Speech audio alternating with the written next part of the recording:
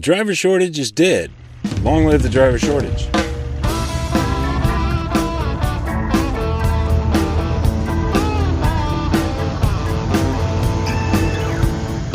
That's sort of the message you might get digging into a recent truck driver compensation study and the driver shortage narrative's longest proponents' response to it. That compensation study was conducted by the National Academies of Sciences, Engineering, and Medicine at the request of FMCSA.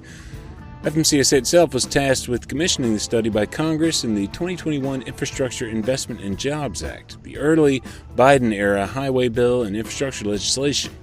The report examined truck driver compensation and compensation methods and their impacts on retention and safety, and along the way called the American Trucking Association's and others' long-posited notion of a driver shortage spurious at best, using basic labor economics principles to cast doubt on what the ATA has long held out as persistent shortages. I'm Todd Dills, and of course plenty others around trucking, including my own reporting back in early 2016, have cast similar doubts. And the Owner-Operator Independent Drivers Association in particular has long pointed to high turnover rates in truckload as kind of bellwether statistic that belied any existence of a true quote-unquote shortage. Today on the podcast, following Overdrive news editor Matt Cole's reporting on the compensation study's final report, we'll sit in on Cole's conversation about the conclusions with OOIDA President Todd Spencer, who reiterated the association's long-held view about persistent driver shortages now underscored by the National Academies study. On the driver retention front, Spencer felt putting real value on a driver's time, furthermore, could well be the single biggest improvement truckload carriers could make to build a base of longer-tenured pros over the road, where delay at shipper or receiver docks or via any on-highway emergency certainly isn't predictable. You can't plan for it. And again, the common thread with detention time is that the prevailing rate for that is zero. Our own executive editor, Alex Lockie, too, joins me to break down last week's Broker Carrier Summit conference in Texas, where fraud prevention in brokered freight markets was front and center.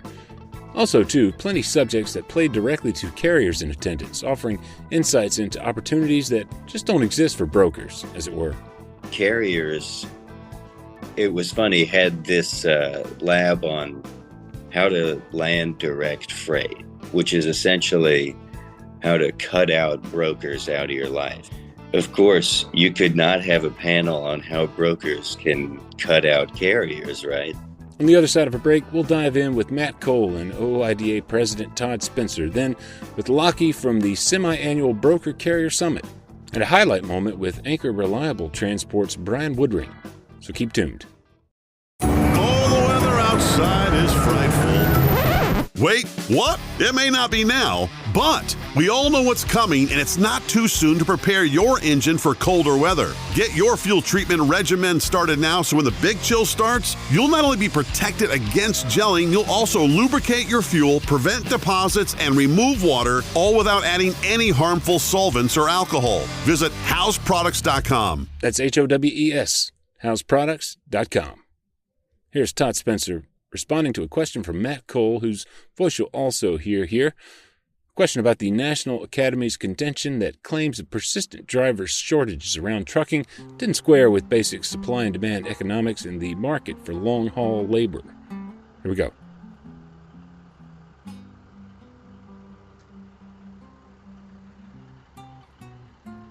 We've always known that the driver shortage stuff was just simply nonsense. To kind of give you an idea of my background, I was an owner-operator in 1976 when I first joined OOIDA. So I've heard all this stuff through the many years, and I still have a copy of the first study that ATA did claiming driver shortage back in 1988. So it was published in 1988. They were doing the research prior to that, but I remember what was going on in trucking then too.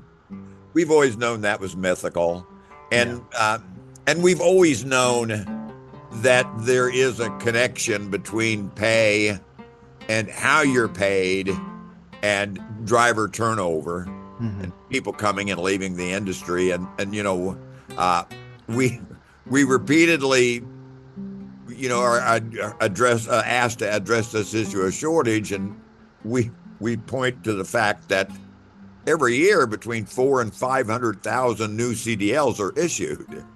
Yeah. In an industry that, even if you believe the BS claims of a shortage of 60,000 or 80,000 or whatever, 4 to 500,000 new CDLs issued every year is a lot of people. Where do they go? Absolutely.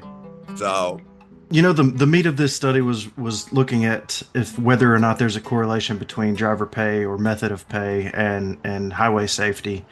And it looks like basically they threw up their hands at the end and said, there's just not enough information out there to determine that. So, from your perspective and OOIDA's perspective, what are your thoughts on pay and its correlation to safety, or if there is one? well, I think clearly there's a correlation between pay and safety and driver turnover as well.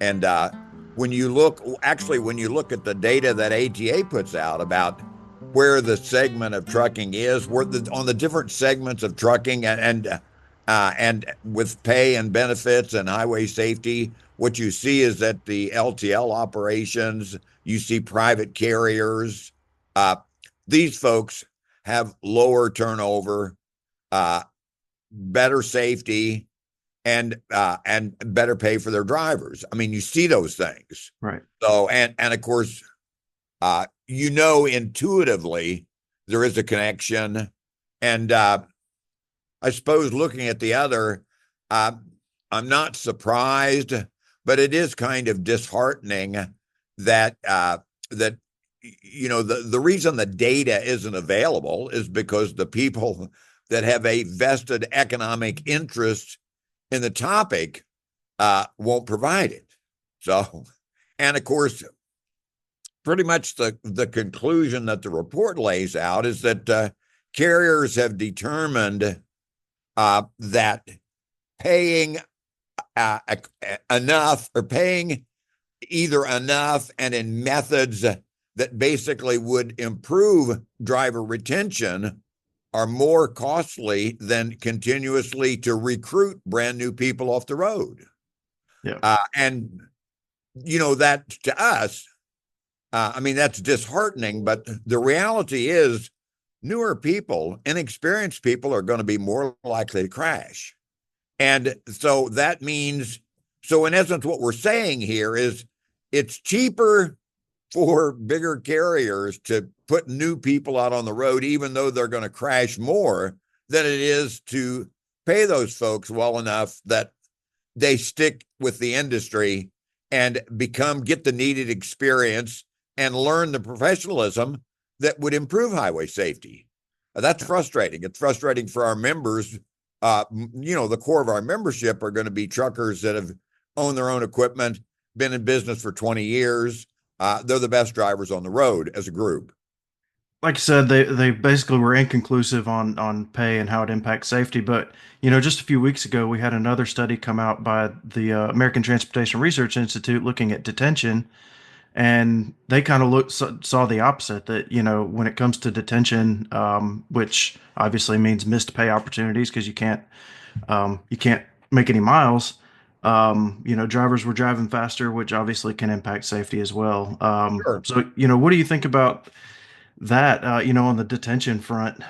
That's one of the biggest beefs that drivers have, one of their biggest complaints, and it rightfully should be. And again, when you look at the overall economics of trucking as a profession compared to other occupations that somebody would get into, what isn't said is that the characteristic of an over-the-road truck driver's job is that work weeks are 70 hours a week or longer, many times longer when you factor in all of the other variables that come along that drivers deal with.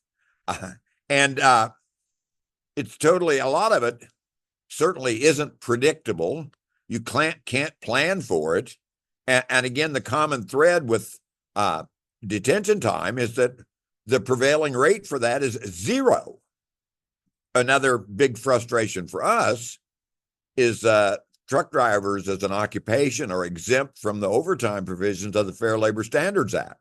Right. and which basically is another incentive to working even longer hours.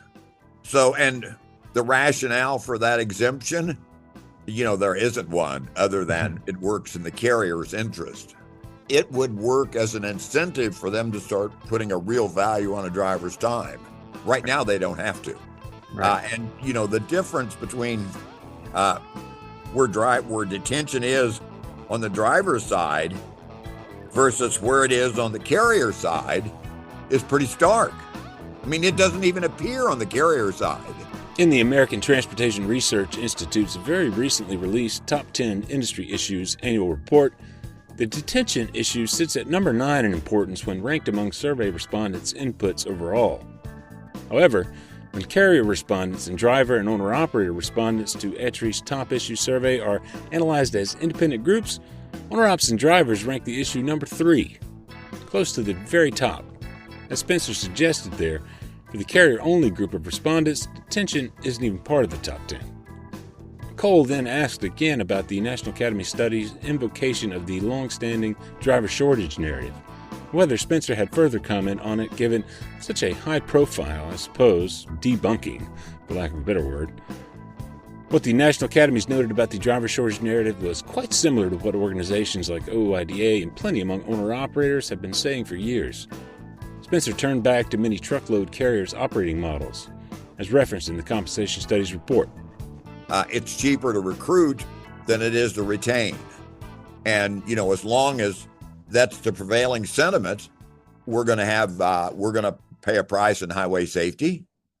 And, and that's where their priorities are. And of course, but kind of the rest of the story there is that this isn't an issue that we'll let go of. There are going to be different ways that we can demonstrate, the reality of what's going on. We just have to approach it from a little bit different way. They kind of concluded the report offering some recommendations to FMCSA. Obviously FMCSA commissioned this report on directive from Congress. But basically the recommendations were kind of just to do more studies. And that's not really doing a whole lot for the drivers today. So, do you have any thoughts on what FMCSA should try to do to improve highway safety, whether that's, they can't do much with compensation, but, what can be done? Make a priority of gathering the data that relates to level of experience and professionalism. And that can be done. It should be done at crash scenes and things like that. We've spent a lot of money in the past, and we're going to spend some now on this crash causation study. Well, we need to gather the data that can really be useful in terms of better policies to improve highway safety. And if you capture it from crash scenes, from accident scenes, that has to be pretty valid data if we're looking at the right things. Yeah. Certainly experience, training, qualifications. Historically, the big carrier position has been to oppose any required mandatory training for commercial vehicle truck drivers, while, for us, for over 30 years, coming up with comprehensive training that would better prepare new people to the industry has been one of our highest priorities. And, we were able to get that into the regulations, to the law, just a couple of years ago. After a 30-year effort. Todd Spencer speaking, of course, about the entry-level driver training regulations, which finally went into effect in the early spring of 2022 after a big tent, quote-unquote, negotiated rulemaking started back during the Obama administration. And, of course, that is by no means the end. That should be a baseline, and we improve from there. We identify the shortcomings, what drivers need to know when they come out of school to be prepared for what they're in essence given permission to do, which was run big equipment everywhere, right? Night, day, any weather. And so they need to be adequately prepared. And we need to be willing to make those investments in people. So one, they get paid for the professionalism that they do, but they stay in the industry. That's how we produce a better, safer industry. We're going to keep pushing. We're going to keep plugging away, saying what needs to be said, where it needs to be heard. And certainly, because, we're proud to represent an industry of very, very, very good, dedicated professional people. That's Todd Spencer, president of the Owner-Operator Independent Drivers Association, in conversation with Overdrive news editor Matt Cole, whose full report on the National Academies compensation study required of FMCSA by that 2021 Infrastructure Investment and Jobs Act. You can read at overdriveonline.com, published this past Friday, October 25. And it included the American Trucking Association's rebuttal to the National Academies about their perennial driver shortage accounting. I'll post a link to it in the show notes for the podcast. Switching gears, last week also saw another significant development for owner-operators in the semi-annual Broker Carrier Summit Conference in Dallas-Fort Worth, a relatively new event that aims to help build bridges between the parties in its name, brokers and carriers. Our own executive editor Alex Lockie was on hand for the many sessions and owner-operators, small fleet, and broker networking events. He gave me a bit of a recap on Friday after the event wrapped up. Here's Lockie, who noted though a lot of carriers were in attendance, most weren't per se owner-operators, but rather either small fleet owners or even one-truck carriers who employ a driver while they work to build business in the back office. If you haven't met Lockie in person before, know that, as you'll hear pretty early on in what follows, he's got a pretty dry sense of humor, as it were. There was a lot of focused lessons, like learning labs for carriers. It's kind of funny. They the first day, all the brokers go play golf all day. Because they already know everything. They don't need to be at a learning lab. And Okay. That's a joke. And then that day there were these big learning labs, like how to win government freight, how to win dedicated freight, how to get into Mexico. And it was good, I think, because it picked out the people who really wanted to listen and learn versus a lot of times you get, I forget the word for it, but like at conferences, it's where you ask a question that's really not a question. You just kind of go up and talk and show how much you know about everything. But obviously, the way the market is, the way things are, the balance is very much shifted towards kind of brokers having their pick of the litter. So they were out there playing golf all day, and carriers, it was funny, had this lab on how to land direct freight, which is essentially how to cut out brokers out of your life. Of course, you could not have a panel on how brokers can cut out carriers, right? That could never happen. It was good. They had specifics. And then after that, there was a lot of networking opportunities. They had like this speed dating, that's their funny name for it. They call like, there was a big reception with free beer, and they, every couple of minutes, they said, all right, all the dry van carriers head to this section. And, then they just network and talk to all the brokers who are interested in dry van. And then, maybe 15 minutes later, it's reefer back there, and then flatbed, and then specialized. And each time I checked in with the carriers, and they all said they had some promising contacts that came out of it. So I think there was a lot of like, staircase deals, like you're just walking and hit somebody up and strike something up real quick, or at least a ton of prospects that people are going to go back to. And I hope that people land a lot of freight out of this, and I hope that people get onboarded. We had a good representation from the actual carrier vetting services. Somebody there, I met a carrier who said, yesterday I got 7 rejections because my address is getting flagged on this carrier vetting platform. Because they live in an apartment complex in Laredo, and when they started their carrier, they just used their home address. Turns out everybody in Laredo has a trucking company. Turns out everybody in that apartment complex does. So they were getting flagged for this bad address in one of the carrier vetting systems. And sure enough, people from that vetting platform were there. And later, I didn't, in the fog of war, I didn't get to fully follow up with them. I hope to, but I think they were able to hash it out. I think people were able to get onboarded.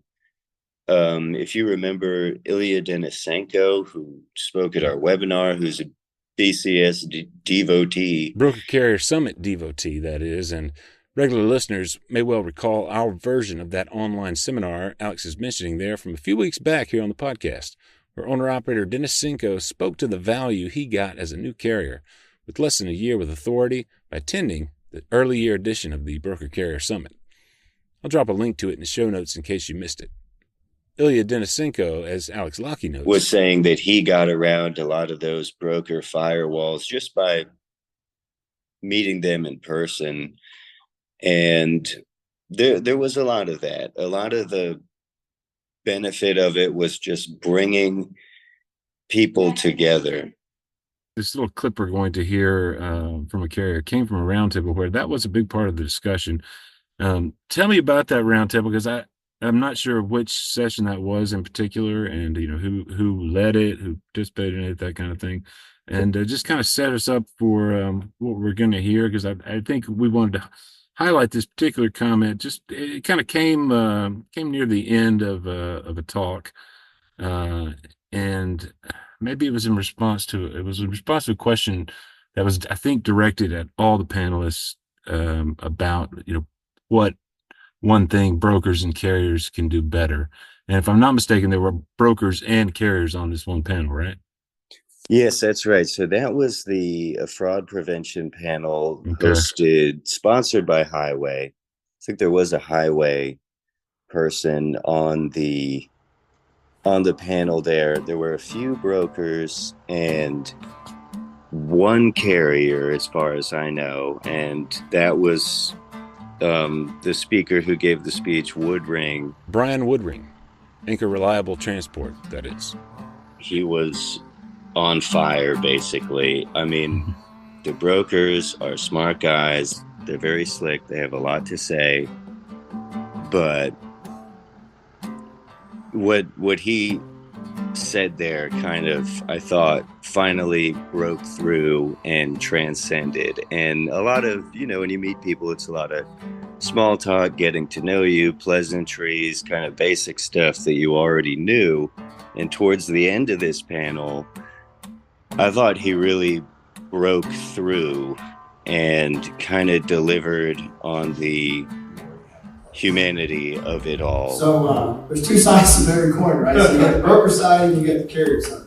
So the question that you asked was, what can we do better, right? Between the brokers and the carriers. And I can tell you from a carrier's perspective, the general consensus, not necessarily my own, brokers are evil, right? Brokers are taking advantage of us. Brokers are making all the money and not giving us anything. As a carrier, this is how I feel. The industry has money and it's being dropped from above. And everybody has their hand out collecting it, the coins that are left over on the floor and what I get. And I'm not talking about just brokers. I'm talking about the shippers are making money. The brokers are making money. The truck stops are making money. It costs me $20 a night to park my truck at a truck stop. $18 to take a shower. I need something to eat. Guess what? I got to go to the truck stop because I can't put a 53-foot trailer in a McDonald's drive-thru. So I have to buy the McDonald's in the truck stop and they upmarket.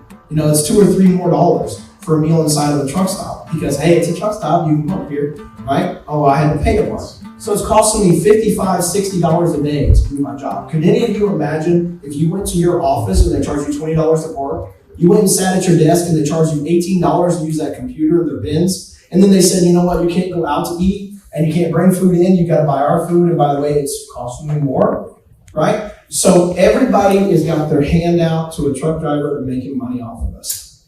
So to me, the biggest problem is transparency. So when I call a broker and a broker says, I only got $825 in this load, my first thought is, you're lying to me, right? You're absolutely lying to me. $25 extra, you got the load posted for $800 and $25 is all you're going to make off this load? I call bullshit, right? So transparency, let's get together, and that's where I want to establish the relationships. Because if I'm having a meal with you, and I know who your kids are, and I know what sports you're interested in, I have that trust factor. When you're on the other end of the phone and you're telling me you only got 825 on the load that's posted for 800, and I see that the market rate is 950 on it, I call bullshit. So I feel like brokers and carriers, we need to have transparency. I try to tell a lot of the brokers what it costs me to run the truck, they don't want to hear it. It's like they think I'm also lying, right? So I can lay it out. I can put out for you the numbers. I can show you exactly what I spend on fuel. 70 cents for every mile goes into fuel. 65 cents for the driver. 15 cents for every mile for insurance. And this is on a 2,500 mile a week average. If I run less than 2,500 miles, those numbers go up, right? 30 cents a mile is for incidentals. So you got your maintenance, and you've got the truck rental and the truck parking, and you've got the internet and all that stuff. So I can lay it out for you. What is my expenses, right? I would like to have that transparency back. It costs me $1.95, $2 a mile just to break even. So if you can give me a load for $2.30 a mile, we can do business together, right? Because that 30 cents a mile is that little bit of extra profit. I want you to make a profit, and I need to make a profit. If I'm pulling a load for you and I feel like I'm losing money on this load, I know I'm losing money on this load, and you're making money on that load, I'm going to get angry. Why would I make you wealthy while making myself poor? So when I go to Florida, I come out deadhead. So a lot of the brokers will lower the rates. And I feel like if I can go in, and if the load is posted, let me give you an example, $800. So the load space is posted for $800, and I know that lane has been running for $1,100, right? Why are they posting it for $800? They're just hoping somebody's going to take it. They're just waiting, and then they'll slowly raise that price as it gets closer to time to book that load, right? So I will go ahead and call an $800 load just to see if after having a conversation with you, will you give me a decent rate? Some of them won't. They'll just hang up on me and say, if you don't take it, somebody else will. Some of them, after speaking to me and hearing how I articulate myself and sell myself and tell you what I can do for my company, how long I've been in the industry, will say, you know what? I think you're worth $1,000. I can't do the $1,100, but I'll do $1,000. You know what I'll say? I'll tell you what, I'll go ahead and do that $1,000 because I want to establish a relationship with you. So the next time I come see you, I'm going to say, I did $1,000 for you. I scratched your back. Give me the $1,100. You know, it's like the climax of a movie almost, the speech he gave. It's like, 50 minutes leading up to this thing, and then a brief burst of just reality kicks in, and then people just kind of ruminating on it for the rest of the period. I sat in on another fraud prevention panel where they're talking about freight guards, the recent changes to freight guards, which we've written a lot about. Freight guards are the Carrier 411 review and data platform's word for reviews from brokers. Carrier 411 recently disallowed brokers' ability to remove those reviews that they've left for carriers after a 72-hour period. Alex has a two-part look at the move out within the last couple of weeks. Look for links to it in the show notes, too. A broker speaks up and says, well, big part of it is you can get a freight guard put on you, or they were saying that often a broker will put a freight guard on the double broker and the legitimate carrier that hauls the load. The carrier was fooled by the double broker, but they didn't do anything illegal or wrong, and they were legitimately kind of fooled, taken by them. And it happens all the time. Nobody in that room can really say like, oh, I've never been fooled. But anyway, the broker says to him, well, isn't that kind of justified? I'm paraphrasing, of course. He says, isn't that kind of justified? Because doesn't the carrier bear some of the responsibility for vetting the broker? Like they really are to blame when you get double brokered. Yeah, but the legitimate carrier is the broker also, the legitimate broker also bears a whole lot of responsibility too, right? Right. So this broker was saying it ought to be 50-50. The broker bears responsibility for tendering it to somebody who turned around and double brokered it, and that the carrier should bear half the responsibility because aren't they, the other dance partner, half of the equation? So shouldn't it be a 50-50 split on who bears the responsibility? And he legitimately thought that. He, legitimately says, it's one half of the equation is the carrier. So isn't it also their fault? And a carrier responded and said, basically, and I'm paraphrasing, it was more respectful than this, but he said, you work at a computer. You have carrier vetting software. You have carrier vetting a team, a compliance team, all this stuff. There are one truck owner operators looking at their phone, trying to book their next load. Let's just be real. They do not have the resources. They're on paper. I can see how it looks like the carrier is half of the equation, right? Like if you drew it up, it would graphically look that way. But you have to get realistic. And this is the kind of real conversation that, you know, people wouldn't say that out loud. I don't know if they would post that online, but after a while, we were finally able to get to the point of having the very real conversation about that. And ultimately, it came down to like, well, you have all this carrier vetting software, but you still get fooled, don't you? Where's our broker vetting software, right? That's the other thing. There's a place there for that if it's something that's quick glance and simple. And that was the other big, almost elephant in the room through the entire thing is every time I talked to a carrier and carrier vetting came up, there was a deep feeling of where is our dog in this fight? Where is our freight guard for brokers? And it always came back to we're too fragmented. Oh, you can leave a review, so-and-so. Ken Riddle said, you know, complain to the NCCB, but we're a little behind on that. That's a reference there to the FMCSA's National Consumer Complaint Database, where truckers can lodge fraud and other complaints about brokers and other parties. Ken Riddle, director of the FMCSA's Office of Registration, as Lockie notes, acknowledged long delays many complaint lodgers there experience when attempting to report bad actors there to authorities. I could see in people's eyes that they wanted to do it. You know, carriers, smart people of all stripes wanted to build something that would level the playing field in that way. And I told them, let me know if they do, because I'll write about it. Some groups have tried, of course, and the DAT directory serves as a repository of broker reviews, likewise the truck stop load board's review capability. Yet, there's no one single service independent of load board reviews for broker vetting and reviews with the equivalent reach of the tools brokers use. The realities of over-the-road work for owner-operators probably have a good bit to do with that, as suggested. But know that with my reporting on TruckStop's own further recent foray into carrier vetting with its quote-unquote risk factors product for brokers, reps there did at least say they hope to better investigate, quote, the opportunity to expand and reimagine broker risk assessments for carriers using risk factors technology, end quote. Reps there offered an email address for carriers to contact them directly with recommendations in that regard, in fact. That's extensions@truckstop.com. I'll post a link to that email in the post at overdriveonline.com/overdrive-radio that will house this podcast for October 28th, 2024, and likewise in the show notes, wherever you're listening. Overdrive Radio is on Spotify and SoundCloud, Apple Podcasts and YouTube, Overdrive's Facebook page, and most any listening platform. Leave us a review there if you're enjoying these, and a big thanks in advance for that.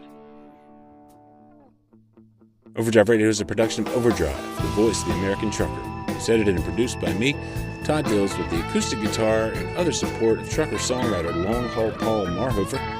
The theme is Legend of the Snake Man by Marhofer, featuring the guitar work of Travis, the Snake Man himself, Whammick, Terry Two Socks Richardson on bass, keys by Tishomingo Jim Whitehead, and on drums, Andrew Marshall. The podcast is backed up further by Overdrive's own social media coordinator, Jasmine Campbell, news editor Matt Cole, executive editor Alex Lockie, and both of whom we heard from today, video editors Lawson Rudersel and Andrew Glenn.